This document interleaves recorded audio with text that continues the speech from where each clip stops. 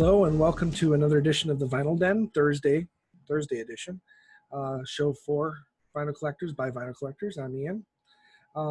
As many of you may know, if you've been keeping up with this show or following Nick and I on our other shows, you'll know that I'm very lazy, and Nick does a lot of the heavy lifting as far as our shows go.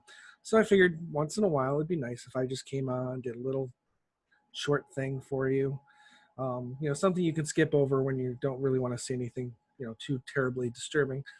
But I figured I picked up a few records recently, and I figured I'd just show them off. Nothing special, but special to me. So I'll start with this one. This is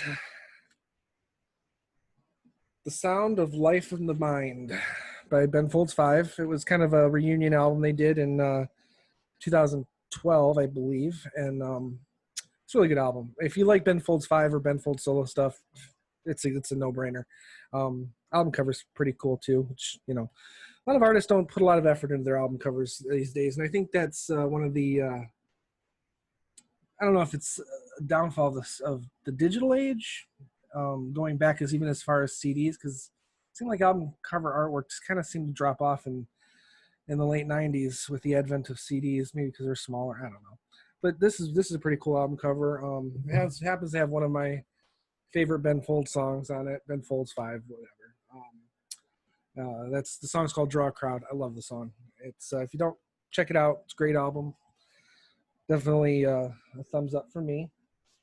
This one is a reissue. White Stripes. I believe this was their third album, second album, I think. As I said, this is a reissue. Maybe their third album. I'm not 100% sure. The reissue came out in black vinyl and then like a splatter white and red, mostly red album, or black and red. I don't remember, but I picked it up at Dearborn Music. They only had the black. I will probably go and get the colored vinyl at some point to have it, because White Stripes, Jack White, high on my list of faves. So I don't mind having duplicates, but I really just wanted to pick it up because I didn't have it.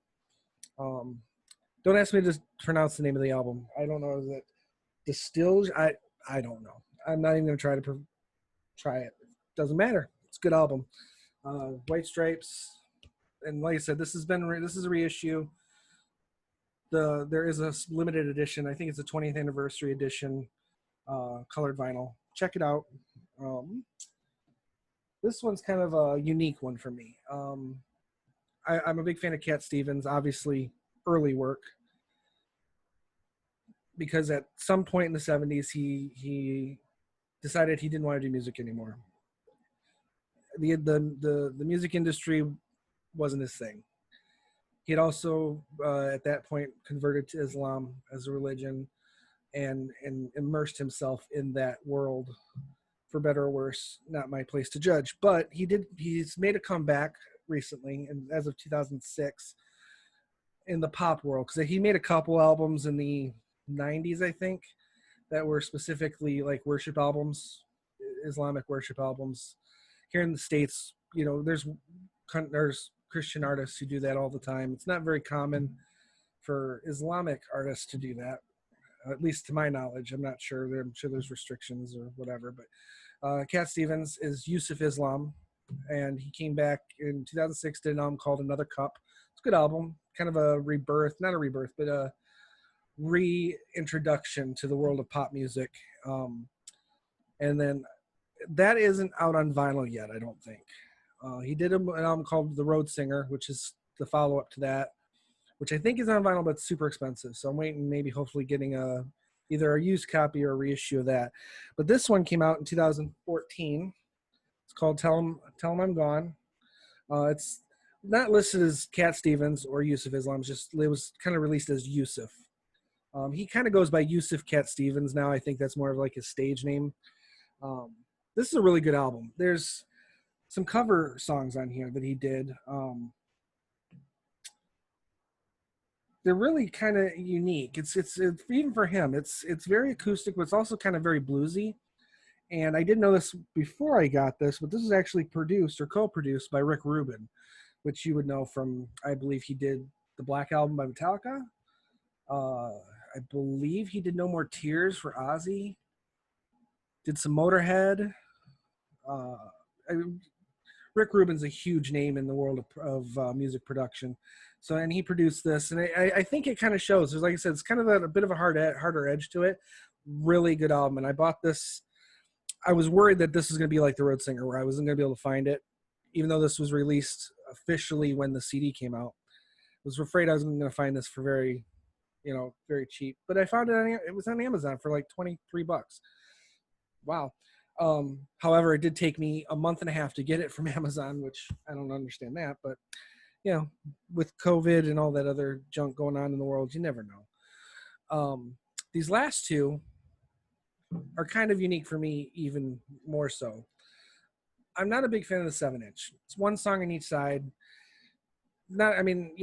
It's kind of pointless. And a lot of times with 7 inches, they're singles. So you've even mostly got whatever's on it on the primary release.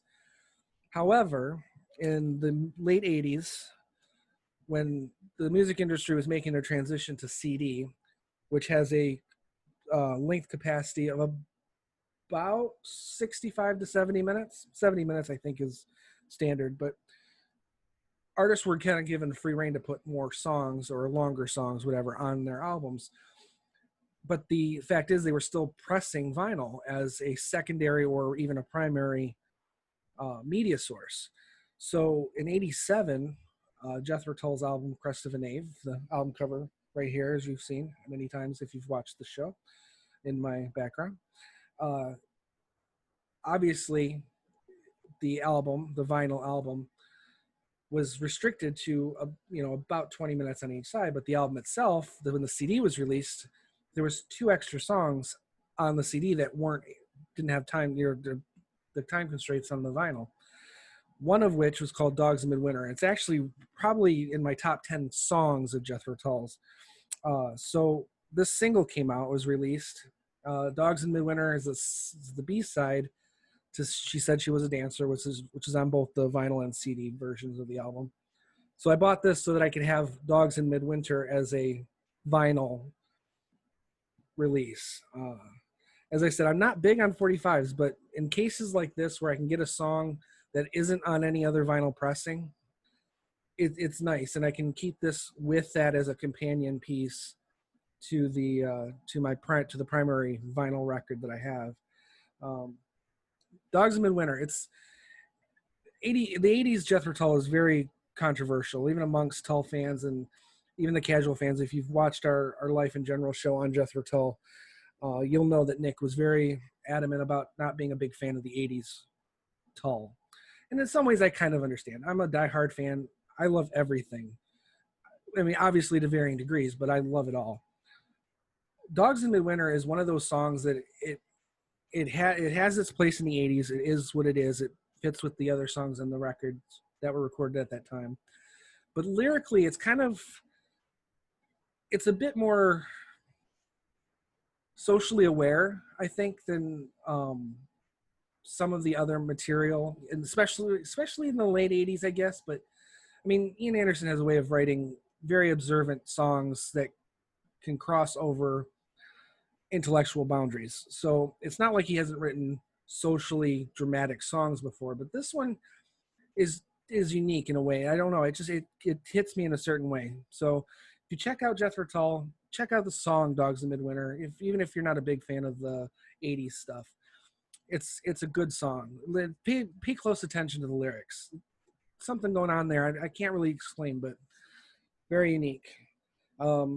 She Said She Was a Dancer is the single, and the star represents, the song is about a Russian ballet dancer, and this was written at a time when the Cold War was almost done, but it was still going strong.